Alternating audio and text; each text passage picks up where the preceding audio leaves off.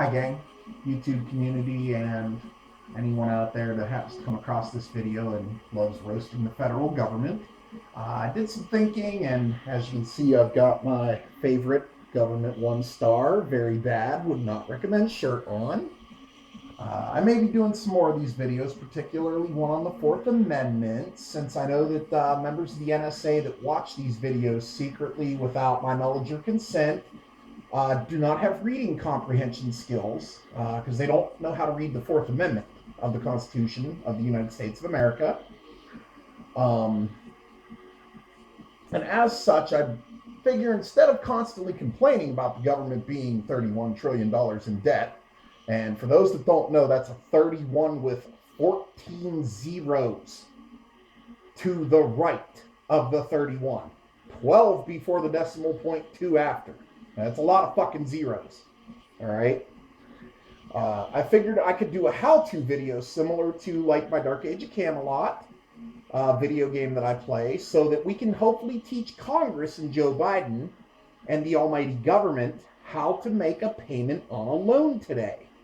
So we're going to go over the level of education that is recommended for this exercise, some equipment that you may need in order to do it, and some steps of how to do it, as well as watching me walk out to my mailbox or drive to the post office and mail it out. Okay, so let's go ahead and get started. Okay, first, your level of education should be at least a high school diploma or a GED equivalent. You'll need that. To get the equipment, which I do recommend, is called a pair of work boots. Work boots are something liberals do not like, and they're not necessarily required. In my particular area, even fast food restaurants and retail like Target and Walmart are hiring at $15, $16, $17 an hour for a crew or a team member that is entry level, fresh out of high school. Okay. And they're still short staffed and can't find help. That is because liberals whine and complain about wanting $15 an hour. Unfortunately, they were taught to have a $2 an hour work ethic. All right. But I do recommend work boots, as manufacturing jobs and blue collar jobs do tend to pay a little bit better, and you get better hours. So you have more consistent income. Some of the equipment that you will need today. Okay, you will need an ink pen, ballpoint, or gel. I happen to prefer Sharpie S-Gel pens. You can use Bic, Pentel, whatever brand you like. Blue or black ink is acceptable. You'll need at least one postage stamp from the United States Postal Service. These are not a requirement, but I get these regularly from charitable donations like St. Jude's and different charities that I donate to.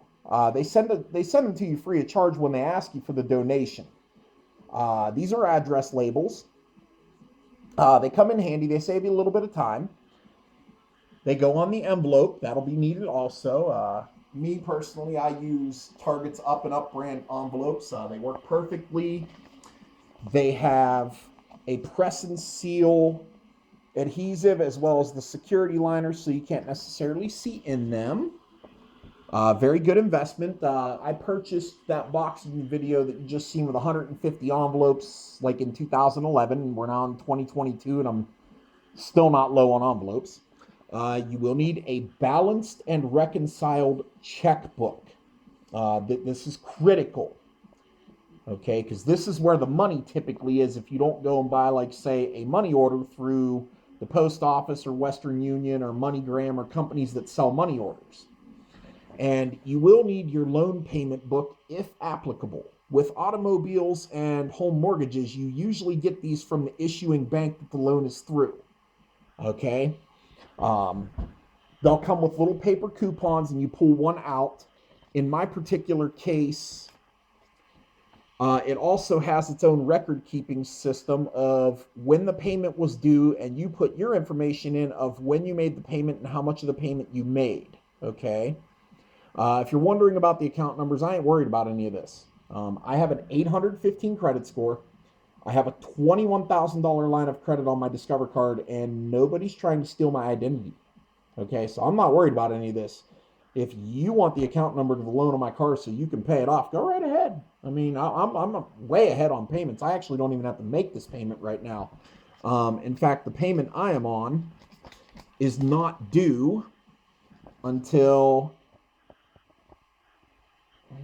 December 1st of next year, 2023. We're in September of 2022. Congress and the almighty government can't say that. Right now, they're borrowing from China to pay back Russia while sending other money to the Ukraine, ironically. Okay, so now the trick to this is the reason you want to reconcile your bank statement, okay,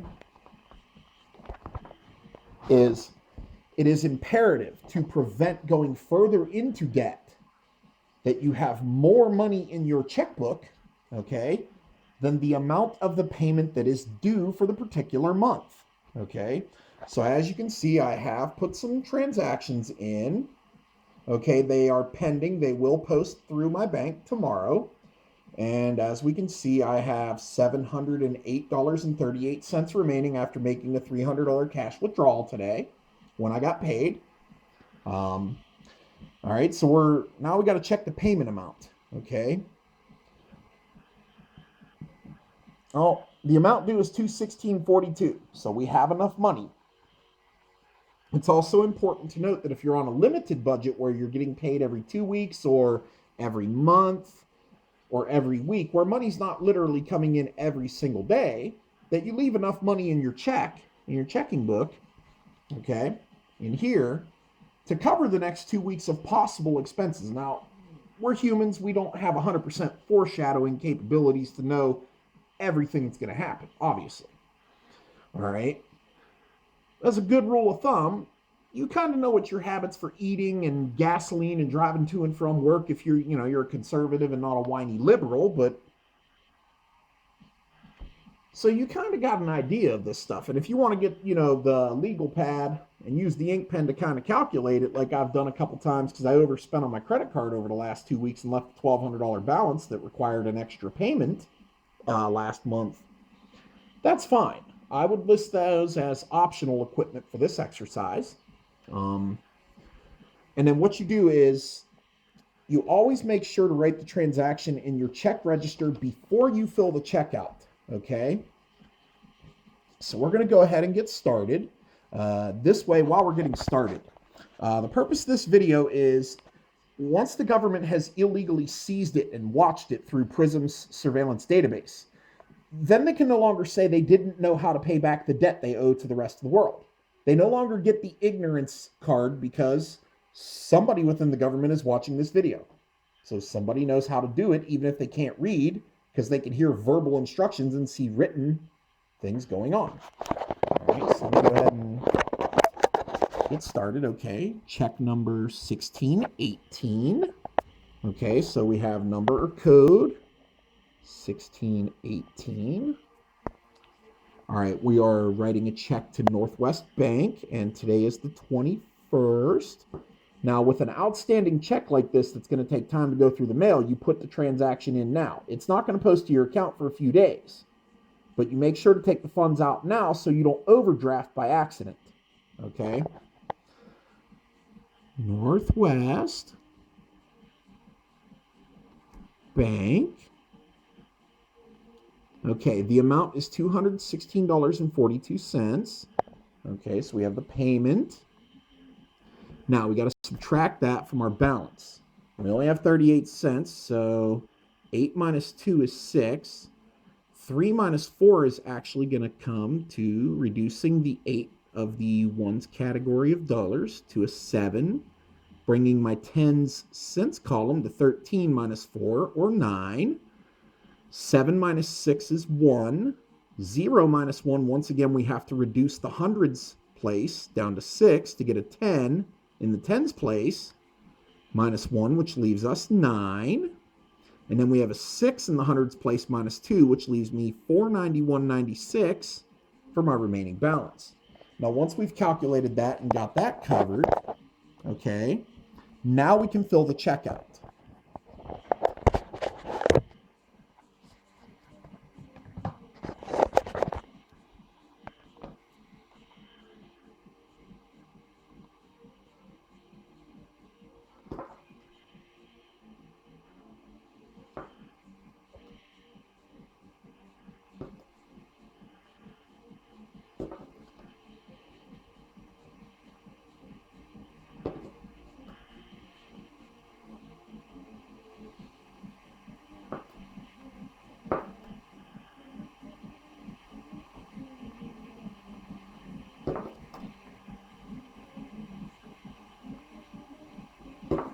Okay, now there's a for section on the bottom left of the check. It is recommended that you write the account number of the account you're making a payment on for faster processing.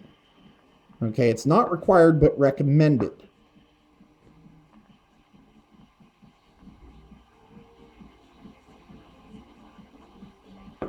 And then, of course, you have your signature.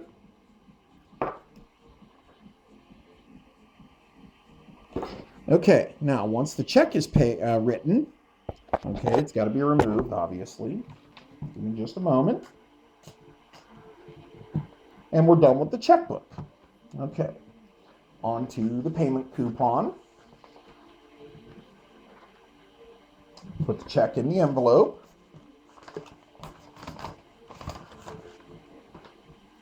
Okay, so you want to remove the payment coupon. Now, because the way my payment book is set up, I've got to keep the payment book so I have the records of the payments. So you put today's date, 9/21/22, check number 1618, amount to 1642, and you are now done with the payment coupons. Now, with my particular bank, they actually give you the return address on little stickers similar to the address labels, which makes making the payments on this loan very easy and convenient for me. I do not use this bank personally, but there is a couple of their branch offices on my way to Pittsburgh where I drive normally. So they do have, similar to banks in this area where you can actually walk in and use their ATMs and have real accounts too. They're a pretty good bank. Okay, so you fix the address label for where you're mailing on the center of the envelope. Stamp goes in the top right corner. And then you need your address label for your return address. And this has to be your actual address, by the way. If you use a fictitious address when you're doing this, that is a felony for fraud because you are fraudulently submitting a document through a public office of the government. I've ran into that recently. And then once that's taken care of, you put your payment coupon in. And for my envelopes, I just peel this off and seal it up, and it's ready to go. Let's go ahead and walk out to the mailbox. Okay, so